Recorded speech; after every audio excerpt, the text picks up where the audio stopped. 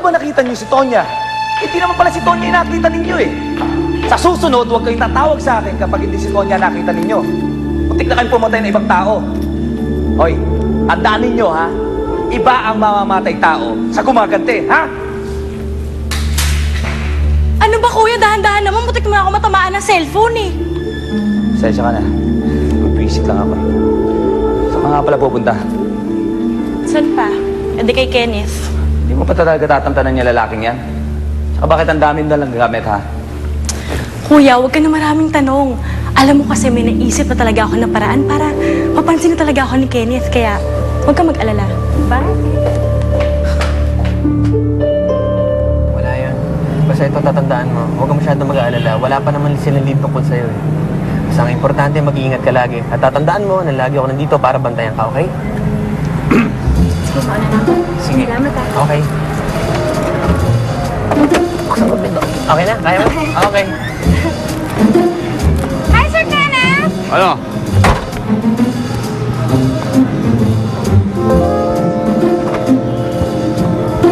Dumating ka pa. Oh, Sir Kenneth, ito si Chito, kaibigan ko. Si Sir Kenneth, boss ko. Ay, Kenneth, ikaw. Kamusta? Ano, okay na ba kayo? Tapos na? Eh, kailangan ko si kausapin tungkol sa trabaho eh. Okay na. Okay na? Thank you, Ingat! Okay. Uy. Saan naman galing? Ano yung... Kasi sir, may pinuntahan lang kami ni Chito. Kaya na pa ako tawag ng tawag sa'yo. Sira ba telepono mo? Ano ba problema ng telepono mo? Pasensya naman. Hindi ka ba? Hindi ka ba nakakarinig? Hindi naman kasi umaandar yung karo na ganyan. Nawalan-wala ng signal. Oo, eh, di ka man lang return call. Pwede ka na... Parang ka bang text. Nag-text ka naman siguro, di ba? Bakit parang galit? Hindi ako galit. Pati ba sa Maynila, kumalat yung mga alipores na? Hindi ko nga akalain may contact sa opisina namin. Lalo tuloy ako kailangan mag-ingat. Hindi ko malaman sino kakampi o kalaban.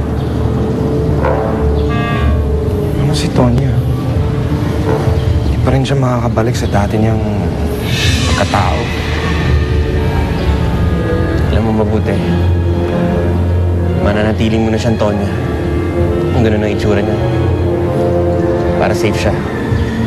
Basta huwag kang mag-alala pinsan. Akong bahala sa kaibigan mo. Talaga, lagi mo siyang babantayan. Lagi ko siyang babantayan. Lalo na ngayon na alam ko na kung gaano kabagsik ang umahandling sa kanya. Salamat, ha. Alam mo, minsan di ako nagkamali sa'yo. Maraming salamat din, pinsan. Malaking karangalan para sa akin ito. Nagkatiwalaan niyo ako.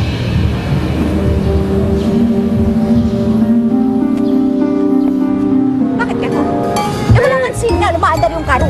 Bakit nga ba? Hindi, kasi naglilinis ako ng kwarto natin kanina. Eh, yun, pupunas-punas ako na natabi ko yung picture frame mo, nabasag. Eh, syempre, nung bago ka matulog, magkikwentuhan pa tayo. Di ba sabi mo na baka may mangyari sa'yo, may mangyari, baka bla bla bla bla bla. Eh, syempre, nag-alala ako ng konti. Di ba? Paano kung may nangyari sa'yo? Hindi mo alam na kalandian ka lang pala o sino-sino palang kasama mo. Sino ba hindi mo pipikon doon, di ba?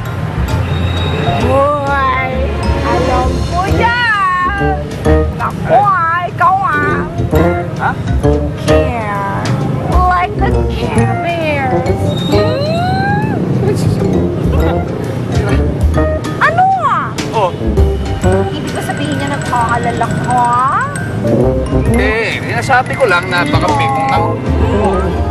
Hoy! Kunwari ka mo, ayaw aminin. Aminin, alam ko yan. Aminin mo, Aminin mo, you care. You care. Anong tawag mo doon? Ano ka? Hoy! Charing! Ligpitin mo yung nabasag na frame! Ah! Ah! Ay! Sir Kenneth! Eh!